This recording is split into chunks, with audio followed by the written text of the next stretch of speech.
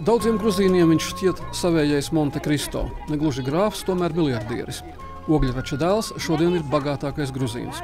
Prezidenta oponents, kura koalīcija brīvās vēlēšanās sakāva viņa partiju, atdarot nepateicīgajiem pārdarītājiem. Viņam ir tuva Monte Cristo tēva rakstnieka Aleksandra Dimā dzimtene.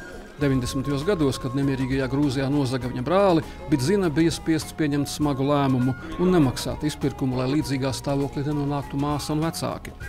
Svešus cilvēkus savā biznesā viņš nevēlējās ielaist. Labāk emigrēja, kad 90. gadu vidū pieauga cīņa starp Krievijas biznesā dominējošo gruzīnu un slāvu grupējumiem par ietekmes sfēru sadali Austrumu un Rietumu Eiropā. Bērnu nākotnes dēļ viņš par patvērumu izvēlējās Franciju. Grūzijas ekonomika nespēja nodrošināt ieguldītā kapitāla atdevi cilvēkam, kura bagātība 3-kārt pārsniedza valsts budžetu. Uzņēmumus viņš vairumā sapirka tad, kad sākās privatizācija. 90. gadu sākumā viņš jau bija izveidojis privātu banku, bet tās tapšanai izmantoja iekrājumus no taustiņu telefonu un kasešu magnetofonu biznesa. No Gruzijas viņš bija pārcēlies uz Maskavu, kur ātrāka peļņa. Jaunajam inženierim dzimtenē bija šauri kopmītnē un dzīvojot bez perspektīvas. Viņš nesapņoja kļūt par miljardieri, viņš vienkārši karsti vēlējās sapelnīt naudu. Sakrāt mantību viņam palīdzēja intuīcija. Ivanišvili izdevās lēti nopirkt uzņēmumus, kas reti kuru interesēja, bet pēc pāris gadiem kļuva 10-kārt dārgāki. Tad viņš jau bija gruzīnu Monte Cristo. Vienīgais, kā pietrūka, tā bija vara. To viņš tuvināja nopērkot un sākot kontrolēt Gruzijas masu medijus. Prezidenta Sākašvili pretinieku pusē viņš pārgāja 2008. gada vēlēšanu viltojumu iespaidā. Lēmumu veidot politisku partiju un piedalīties vēlēšanās esot pieņēmis redzot, ka Sākašvili monopolizē varu un koriģē konstitūciju, lai par spīti termiņu beigām saglabātu varu. Prezidents atņēma viņam Gruzijas pasi, tāpēc koalīcijas Gruzijas sapnis priekšgalā stājās Ivanišvili sieva Jekatrīna Hvedelidze. Viņa apprecējās 19 gadu vecumā, kad Bidzinam bija jau 35 gadi. Nesenās pagātnes vīzijas premjera prātā ir dzīves arī šobrīd, kad gruzīnu Monte Cristo pa savas krievu un japāņu arhitekta radītās stikla sienu un metāla režģu pils telpām dodas tikties ar mūsu raidījuma vadītāju Andris Prūdu.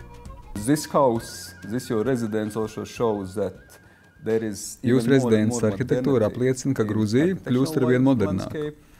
Ko mūsdienīgi ienes politikā jūsu vadītā koalīcija, kādas jaunas tendences iezīmē jūsu valdību? What is the modern things what you are bringing as a next step in this development? Предыдущее правительство реально не строило демократических институтов. Iepriekšējā valdība faktiski necēla demokrātiskos institūtus. Tā centās tikai izpušķot to šķietamību, atrādot to Eiropai un Amerikai. Īstenībā Gruzija bija gluži citāda, tas bija briesmīgi.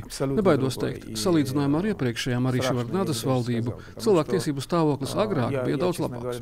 Arī biznesu pārvaldīja viens galvenais grāmatvedis un prokurors reizē. Mēs cenšamies strādāt eiropeiski, bez izpušķošanas, bez izrādīšanās.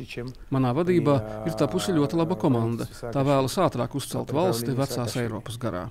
Arī sabiedrībā ļoti daudz kas jau mainījies. Бизнес полностью управлялся, и главным бухгалтером этого бизнеса, главный прокурор являлся. При Михаиле Саакашвили последние. Vai Mihaila Sakašvili laikā paveikts, kas paliekoši? Uz kā var balstīt arī jūs nospraustos mērķus, vai arī pēdējie 10 gadi ir beigās pazaudēti? Или эти 10 лет потерянные? Они научились собирать денег. Viņi iemācījās ievākt nodokļus, tāpēc bieži lielās, ka ekonomika pieaugusi daudz reižu. Sākašvili bieži saka, 11 reizes pieaudzis budžets, bet ekonomika nav pieaugusi pat 2-kārt. Jā, budžets auga, jo tika ievākti nodokļi, kas ir viena no valsts un valdības funkcijām. To viņi patiešām paveica. Un vēl, zemākajā un vidējā līmenī viņi apkaroja korupciju. Bet es neskaitu to par nopelnu, jo viņiem nebija nodoma karot pret korupciju. Viņu nolūks bija visu naudu savākt pašiem, lai tā nonāk līdz augšai. Kas ir labāk? Elites korupcija, kas plauka Gruzijā, vai korupcija visos posmos? И до прихода еще во власти много раз на совете я заявлял, ребята, если вы кто-то из вас... Es pirms nākšanas pie varas paziņoju, puiši, ja kāds nākot pie varas domās, ka var ielaisties korupcijā, gatavojieties cietumam. Elites korupcija momentā noplaka. Ja kāds iedrošināsies, aizsūtīsim viņus uz cietumu. Un punkts. Если мы смотрим последние 20 лет, каждый президент, который приходил, или лидер, который приходил... Gruzijā pēdējos 20 gadus katrs līderis, kas nāca pie varas, Ševardnads vai Sakašvili, sāk ļoti demokrātiski, bet pēc tam opozīcija lielā mērā tiek apspiesta. Vai esat gatavs kļūt par pirmo Grūzijas līderi, kas palīdzēs opozīcijai, lai demokrātija būtu pilnvērtīga?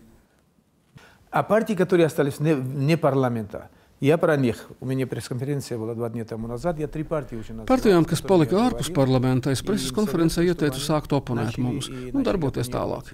Uzskatu, ka opozīcijai ir jābūt. Bez tās valsts nevar normāli attīstīties. Es labi apzinos, ka atrodoties pozīcijā un esot vairākumā, mēs varam pieļaut milzu kļūdas bez opozīcijas. Vai par stipras opozīcijas stipru līderi var kļūt, Sakašvili kungs? Они научились врать. И находясь в оппозиции, они пытаются только, чтобы белой показать. Viņa nometne ir iemācījusies melot. Opozīcijā viņi cenšas parādīt, ka balts ir melns, bet varas gados savu melno centās iztēlot par baltu. Esmu viņiem daudzreiz teicis, oponēt nenozīmē melot. Opozīcijai ir jābūt konstruktīvai. У нас в Латвии как бы отзвучало то, что сейчас... Grūzijā tiek atjaunot Staļina pieminekļi. Sakašvili kungs tos novāc, bet tagad atkal tendence atsāks tos atjaunot. Vai tā ir taisnība? Кто-то там, какая-то группировка в этой деревне захотела. Staļina dzimtajā ciemā kāda grupa vēlējās to un atjaunoja. Uzskatu, ka tas ir normāli. Tā arī ir brīvība. Gribēja un izdarīja. Demokrātija, protams, nav tas, kā to saprot Sakašvili, ka visu jādiktē no augšas. Bet nekādas tendences atjaunot Staļina un Ļeņina pieminekļus Gruzijā nav. Pēc kara ar Gruziju Maskava te pagrieza muguru un sāka gaidīt sev nedraudzīgā Mihaila Sakašvili gāšanu. Krievijas biznesā labi zināmā Ivanišvili ienākšana politikā tai bija paprātam. Pēc viņa koalīcijas panākumu vēlēšanās sausījās rietumi. Vai Maskavai ir izdevies pavērst Gruziju projām no integrācijas ar Vakar Eiropu un partneriem?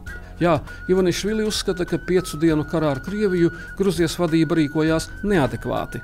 Viņš ar domu biedriem pārmet Sakašvili valsts ieraušanu karā, kurā nevarēja uzvarēt, un 20% teritorijas zaudēšanu. Ivanišvili sola padarīt perspektīvu Gruzijas valsts jurisdikcijas atjaunošanu šķeltnieku Abhāzijā un Dienvidosetijā, bet Ivanišvili valdība atceras, ka referendumā Gruzīni nobalsoja par Eiroatlantisko integrāciju. Tbilisī gatavojas parakstīt asociācijas līgumu ar Briseli, reizē uzsverot, ka tas neizslēdz labas attiecības ar Krieviju. 8 gadus saspīlēto attiecību dēļ bija nobremzēta Grūzijas tirdzniecība ar Krieviju. Krievija ilgi nevarēja dabūt ne jūsu vīnu, ne baržomi. Tagad ir notikušas pārmaiņas. Kā jūs to panācāt? Domāju, vienoties varēja arī iepriekšējā valdība, tā mākslīgi aizturēja pārmaiņas. Mēs neko sevišķi neizdarījām, mēs atgādinājām Krieviem, ka Krievija ir Pasaules tirdzniecības organizācijas locekle, ka Gruzija nobalsoja par tās dalību. Viņi paši saka, ka tad, ja mēs būtu palūguši agrāk, tirgu atvērtu ātrāk. Apmēram tik vienkārši. Vaša koalīcija Jūsu koalīcija Grūzijas sapnis arī deklarēja, ka turpināsies Eiroatlantiskā integrācija, kas nozīmē pēdējo gadu kursu turpinājumu ārpolitikā. Bet ceļš taču vēl ir ļoti garš. Недавно меня дал чешский министр иностранных дел вопрос. Nesen Čehu ārlietu ministrs man jautāja, kur Gruzija būs pēc 4 gadiem. Es teicu, ka tad Gruzija būs gan NATO, gan Eiropas Savienībā. Mēs priekšdarbus forsēsim un nebūs jāgaida pārlieku ilgi. Bet kur jūs būsiet pēc 4 gadiem? Pēc vēlēšanām jūs reiz teicāt, ka būsiet premjeras tikai 1,5–2 gadus. От 2 до 3 лет я говорил. Год я побыл в оппозиции. Patiešām es teicu 2 līdz 3 gadus. Gadu es biju opozīcijā, tagad vēl gadu pusotru būšu pie varas kā premjers. Tad atstāšu ļoti labu komandu, par kuru būšu atbildīgs. Es aktīvi palīdzēšu tautai sasniegt galveno mērķi – pārveidot sabiedrību. Sabiedrība nedrīkst ļaut nevienai valdībai šūpot valsti, aiziet pa kreisi vai pa labi un noiet no ceļa. Es jums apsolu, mēs pa šo laiku ieliksim tādu fundamentu, līdzsvarosim visu tā, ka neviens nevarēs novērsties no šā ceļa. Sīkas kļūdas, protams, būs, un mūsu ceļš prasīs laiku. Visīsākais termiņš, kad Gruzija būs vecajai Eiropai līdzīgā sabiedrība, ir 20 gadu. Самый краткий срок, который я называл, 20 лет. Чтобы Грузия была общество наподобие старой Европы. Arī pēc prezidenta vēlēšanām rudenī jūs būsiet ļoti stiprs premjeras. Jaunā konstitūcija pastiprina jūsu pilnvaras. Tātad arī stiprāks premjeras ārpolitikā, kas iepriekš bija vairāk prezidenta funkciju. А что касается сильного премьера, Starp citu, pēc manas iniciatīvas pēc prezidenta vēlēšanām konstitūcija vēl tiks koriģēta. Premjera varu līdzsvarosim. No oktobra patiešām premjeram būs vairāk varas, bet daudz kas ir lieki. Novembrī vara droši vien jau būs līdzsvarota parlamenta, prezidenta un premjera vara. Ja līdzsvara nebūs, izaugs vēl kaut kāds jauns monstrs, ko, protams, negribētos. побольше власти. Premjerkungs, tagad gaidām jūs ciemos Latvijā. Es ļoti mīlu jūsu valsti, cienu, ļoti draudzīgi apskaužu, cik jūs prātīgi un gudri esat visu paveikuši. Es noteikti atbraukšu. Gribu izmantot gadījumu un pateikties jūsu valstī, gan iepriekšējai, gan tagadējai vadībai, kas ļoti palīdz mums un cenšas, lai mēs patiešām būtu daļa no kopējās Eiropas, no kopējās ģimenes.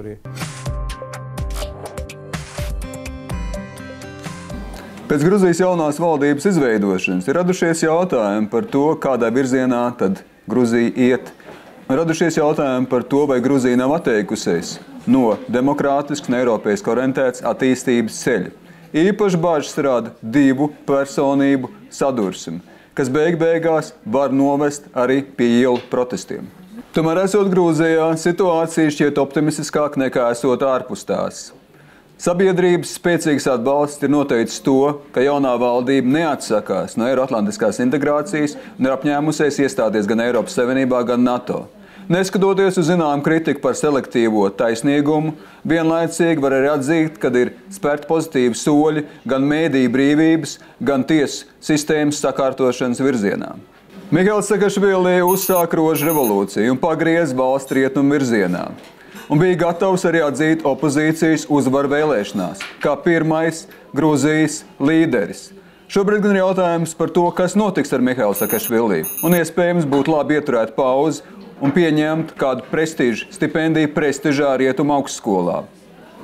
Lieli līderi ir mācījuši gan aiziet, gan arī atgriezties vajadzīgā laikā.